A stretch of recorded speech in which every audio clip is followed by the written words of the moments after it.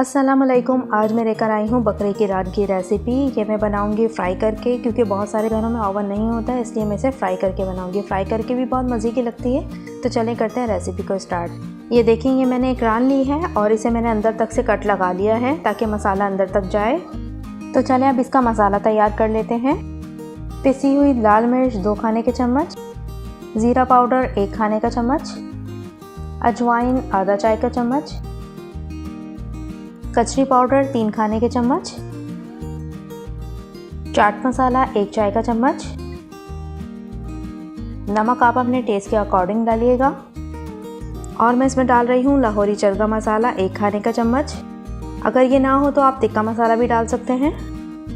जर्दे का रंग आधा चाय का चम्मच, लहसुन अदरक का पेस्ट मैं इसमें डाल रही हूँ 1 खाने का चम्मच, वाइट विनीगर 1 खाने का चम्मच, सोया सॉस 1 खाने का चम्मच, चिल्ली सॉस 1 खाने का चम्मच, नींबू का रस इसमें जाएगा तकरीबन 2 खाने के चम्मच।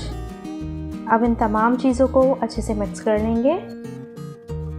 अब इसमें मैं तकरीबन 3 खाने के चम्मच के बराबर में इसमें पानी डाल रही हूँ और इसे अब कर लेते हैं मिक्स। और अब इसमें मैं शामिल कर रही हूँ दही मैंने लिए तकरीबन 1 कप, ये इसमें शामिल कर देंगे।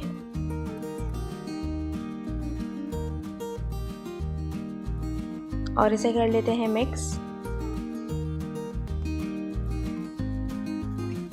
मसाला मिक्स हो चुका है। अब इस तमाम मसाले को रान के अंदर तक लगा लेंगे और बहुत ही तरीके से मसाले को लगाना है कि बिल्कुल मसाला अंदर तक लगे। ये देखिए, पूरी रान मसाले से कवर हो चुकी है।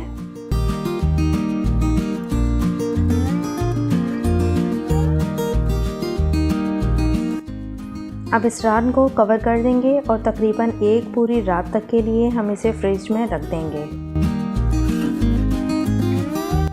इस रान को तकरीबन 1 पूरी रात तक के लिए फ्रिज में रख के छोड़ दिया था। अब इसका मसाला अंदर तक जा चुका है। अब एक बड़े पतीले में इसे रखकर स्टीम दे लेंगे। तकरीबन 2 घंटे तक के लिए मैं इसे हल्की आंच पर स्टीम देने के लिए छोड़ दूंगी। स्टीम देने के बाद मैंने इसे रान को फ्राई होने के लिए रख दिया है। अब इसे मैं दोनों साइड से अच्छे से फ्राई कर लूँगी। ये देखिए, रान बहुत ही अच्छे से फ्राई हो चुकी है। मैंने इसे फ्राई किया है। आप चाहें तो आप इसे ओवन में रोस्ट भी कर सकते हैं।